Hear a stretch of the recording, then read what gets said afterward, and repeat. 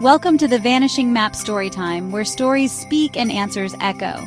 The Cake Dilemma by Shan Ni. Chapter 3, The Hidden Passage. Rayden leaned forward and peeked into the shadowy opening that had appeared on the floor. Whoa! He exclaimed. As the children stood at the edge, peering into the unknown, Rayden hugged his arms around himself, not because he was scared, obviously, but because it was just a little chilly. That's all. We have to go in. He whispered, eyes gleaming. It's basically a rule. You find a secret passage, you explore it. Rosie folded her arms. Or we don't. She shot him a pointed look. Rayden, what if Mom finds out? He shrugged. Then we tell her. She'll probably think we're super brave. Or completely reckless? She fired back as she frowned at the open latch. What if Mom already knows about this? It's her studio.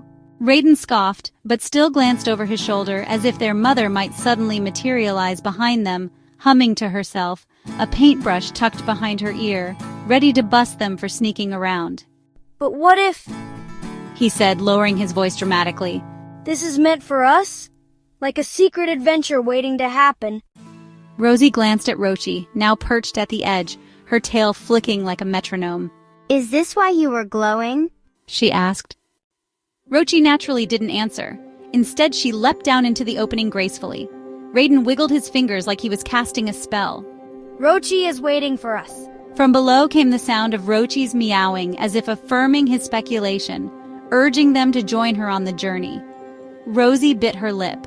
She could just picture Mom's exasperated sigh and the inevitable lecture on responsibility if they didn't have their cake baked and the kitchen cleaned up within 60 minutes. Meanwhile, whatever this was, it felt like a secret too big to ignore. She side-eyed Rayden and said, If we go, you're going first. Rayden grinned, dimples flashing, and stepped down into the shadowy opening. Let's do this, Rosie! His voice echoed from below, the last word stretching until it faded into nothing. When Rosie slid down, she found herself inside a narrow passage built to curve and twist in ways that made no sense, spiraling up a flight of stone steps, only to dip downward again. It was like a path designed by someone who couldn't decide which way was forward. Fortunately, Rochi led the way with soft, elegant steps, and Rosie and Rayden followed right behind.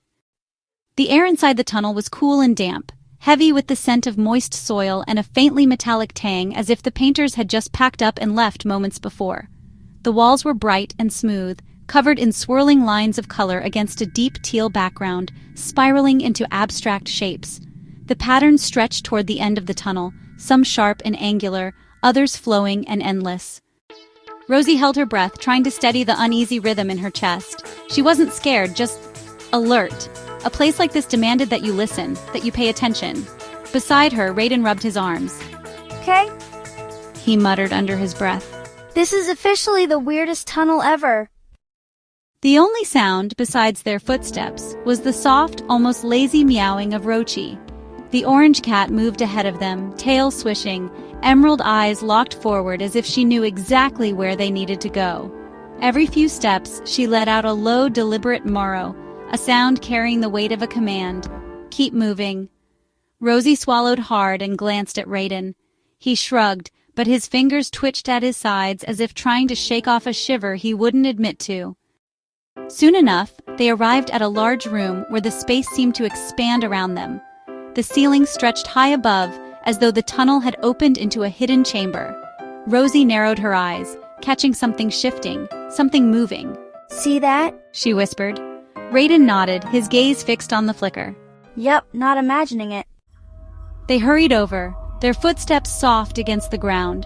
The air was charged with something that made their skin prickle. This wasn't some lifeless space, after all. It felt alive and fresh, as if it had just been created, waiting to reveal its purpose.